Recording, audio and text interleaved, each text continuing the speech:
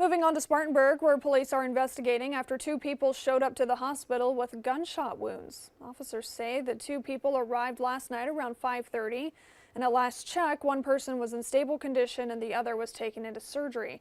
Investigators later determined that shooting happened on Cornell Street near Duncan Street. We mapped it out for you here, but they're still working to learn what happened and who else was involved.